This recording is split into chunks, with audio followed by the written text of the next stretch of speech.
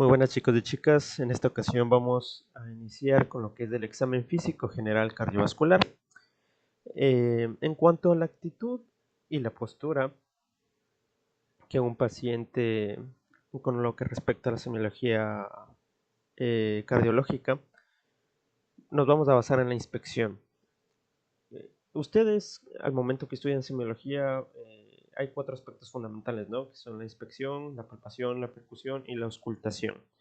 Dependiendo de sea cuál sea el sistema que ustedes están estudiando, va a variar si es que usan uno más que otro. Por ejemplo, la percusión se dice que en la semiología cardíaca no tiene mucho uso, ¿no? Eh, y es verdad, por lo menos en la semiología cardiovascular nosotros tenemos que enfocarnos en la inspección, en la palpación y en la auscultación, en este último que es el más importante. Entonces, el examen físico general se da a través de la inspección, es decir, a través de sus ojos, de ustedes, al momento que llega el paciente con ustedes. La actitud y la postura es como el paciente se pone frente a ustedes. Por ejemplo, hay pacientes que tienen disnea al estar acostados, es decir, tienen esa falta de aire al estar acostados. Entonces ellos tienen ortopnea, que es el término semiológico que se le da a la disnea al acostarse. Estos son pacientes que tienen que usar generalmente muchas almohadas, como está aquí en el gráfico, para poder pues respirar normalmente. Esto es característico de pacientes con insuficiencia cardíaca o tromboembolia pulmonar. Si es un paciente que recoge sus piernas, se inclina hacia adelante, ya sea igualmente con una almohada, se llama el signo de la almohada. Y esto es pues igualmente un signo de disnea, ¿no? También hay algo que se llama el signo de la plegaria maometana, que es como los musulmanes generalmente están rezando y se inclinan, ¿no? Por eso el nombre de plegaria maometana. Esto se observa en pacientes que tienen pericarditis o un derrame pericárdico. Cuando nosotros vimos histología y anatomía, ya vimos en las capas del corazón, ¿no? Que está el pericardio, que es la capa que recubre el corazón, y este se divide a su vez en un pericardio parietal y un visceral. Y hay un espacio, el espacio pericárdico, que en ese espacio hay líquido, ¿no? Entonces, cuando hay una pericarditis, hay una inflamación generalmente en ese espacio. Entonces, estos pacientes al inclinarse, se alivia ese dolor por desplazamiento hacia adelante del derrame. Ahora vamos a ver la constitución. Igualmente, esto lo hacemos mediante la inspección. Miren ustedes cómo tenemos tres biotipos, ¿no? El biotipo mediolíneo, longilíneo y brevilíneo. O también el que es el ectomorfo, el mesomorfo y el endomorfo. La constitución brevilínea es del paciente menos favorable, por así decirlo, es del paciente que tiene la tendencia a la obesidad, del paciente con tendencia a la hipertensión, diabetes, dislipidemias, accidentes cerebrovasculares, gota o enfermedades de las arterias coronarias.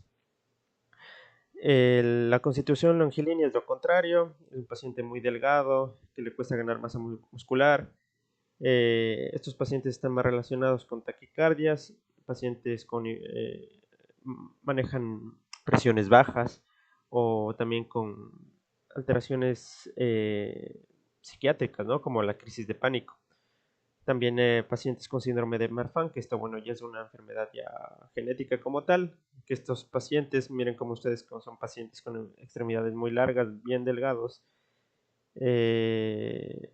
las manos son generalmente grandes y predisponen estos pacientes a aneurisma de la aorta. Los pacientes mediolíneos son los más afortunados, ya que ellos tienen tendencia a tener mayor masa muscular y bueno, está justo en la mitad, ¿no? de los brevilíneos y los longilíneos. Ahora en cuanto al peso.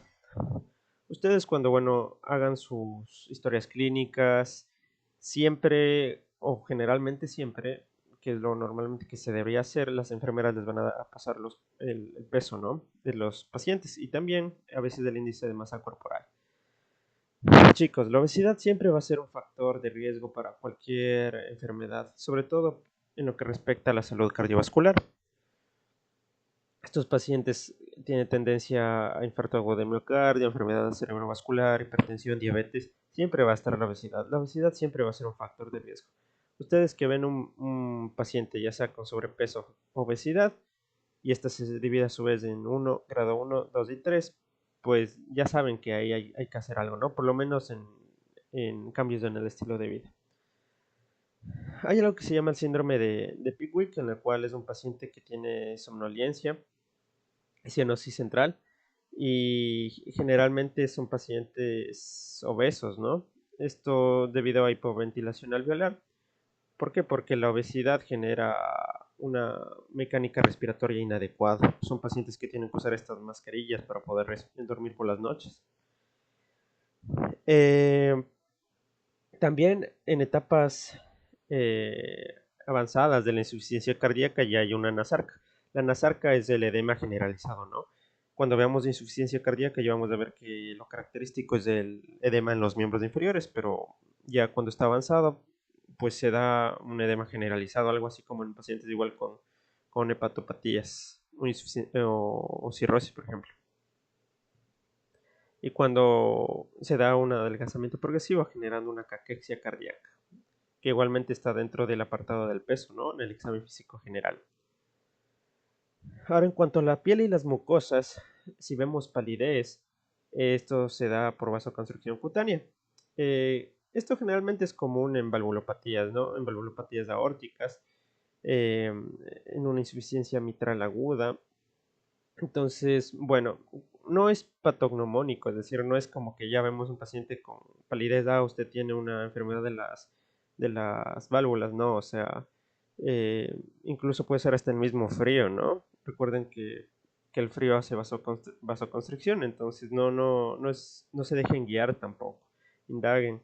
La semiología es un conjunto, cuando ustedes atan poco a poco cabos, pues van a encontrar al fin y al cabo el diagnóstico.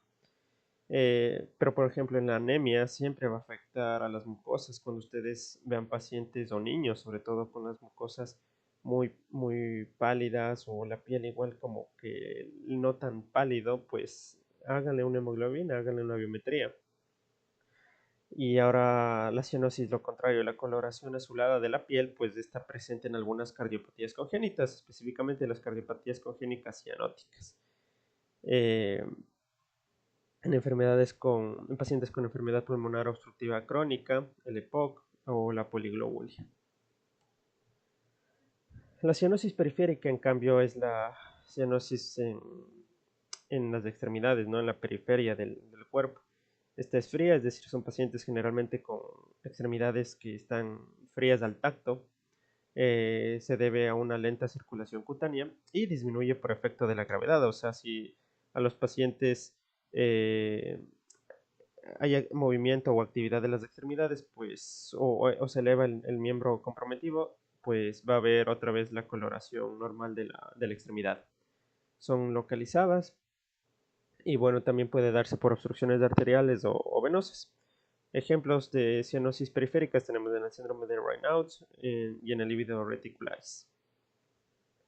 No vamos a ver las patologías una por una hora, ¿no? Porque ahorita estamos en semiología, pero al momento que entremos en las distintas enfermedades, sobre todo cuando veamos insuficiencias venosas, enfermedades arteriales periféricas, de ahí vamos a copar todas estas patologías. Ahora, la ictericia.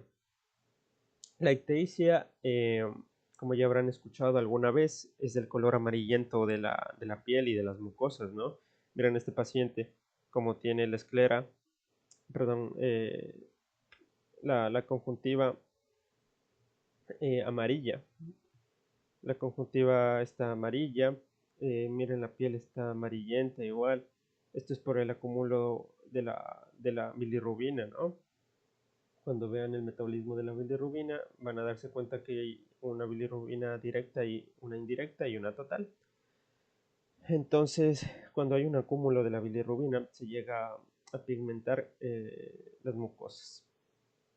En cardiología se puede valorar en valvulopatías mitrales y en cardiopatías dilatadas, ¿no? Miocardiopatías o también las alcohólicas. Siempre ustedes que vean un paciente ictérico, pídanle un perfil hepático, ya sea las transaminasas, fosfatas alcalina y sobre todo las bilirrubinas, ¿no? Ahí, siempre generalmente, por lo general hay algo. No, no se queden así diciendo, ah, esto es normal. Siempre indaguen, chicos. Ahora, en cuanto al edema, en cardiología se presenta en insuficiencia cardíaca, ¿no? Insuficiencia cardíaca congestiva. Se manifiesta en los pies, tanto derecho como izquierdo. Deja fobia. Miren como ustedes aquí hay un edema grado 2 3 más o menos. Y se distribuye por acción de la gravedad. O sea, al momento que este paciente va a caminar o a elevar los miembros, pues va generalmente a disminuir el edema. Y es más notorio en el sacro y en los muslos. Ahora, en cuanto a la fiebre, la temperatura está dentro de los signos vitales, ¿no? Cuando ustedes estén en la historia clínica. En cuanto a la cardiología, nos es relevante que nos puede guiar hacia ciertas patologías. Por, por ejemplo, la endocarditis infecciosa. La endocarditis infecciosa, bueno, ya lo veremos de profundidad cuando lo veamos, pero es básicamente una infección del endocardio, ¿no? Generalmente por estreptococos, estafilococos, en la cual es un paciente que la fiebre persiste por más de 2 semanas y se encuentra un soplo cardíaco. Los mixomas, que son estos tumores que podemos ver, por ejemplo, aquí en la aurícula izquierda, en la cual son pacientes que tienen una febrícula o una fiebre moderada con aumento de la velocidad de eritrosedimentación. En un infarto agudo de miocardio también puede haber fiebre debido a la necrosis, ¿no? La fisiopatología de la fiebre, recuerden que es liberación de prostaglandinas y de ciertos mediadores que van hacia el termostato del cerebro, ¿no? Que es el hipotálamo, entonces de ahí se genera la fiebre. La pericarditis, que como les había mencionado, aún es el signo de la plegaria mametana, fiebre y signos pericárdicos. Pacientes que llegan apuntándose solo con un dedo en el tórax, no como un puño, digamos, a diferencia del infarto agudo de miocardio. Pero como les digo, todo esto vamos a diferenciar cuando veamos cada una de las enfermedades. En una tromboembolia pulmonar también puede haber una febrícula persistente. Y es así como la fiebre nos puede guiar también a ciertas patologías, pero es inespecífica. O sea, también puede ser que es un paciente con algún resfriado común y tenga fiebre. O sea, siempre indaguen en conjunto, chicos. Ahora, en cuanto a la cabeza. En cuanto a la cabeza, tenemos algo que es el signo de Muset. Miren como ustedes ahí tenemos un paciente que en el cuello pareciese como estuviese latiendo, ¿no?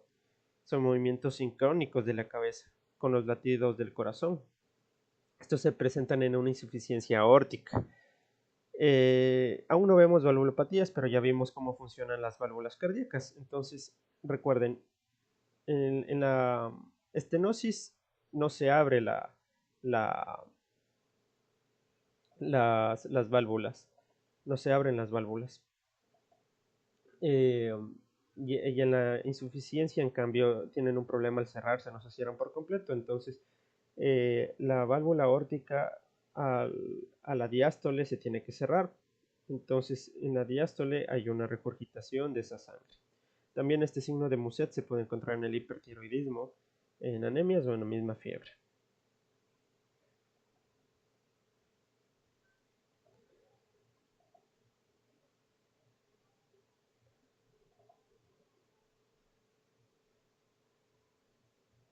Ahora, en cuanto a la cabeza,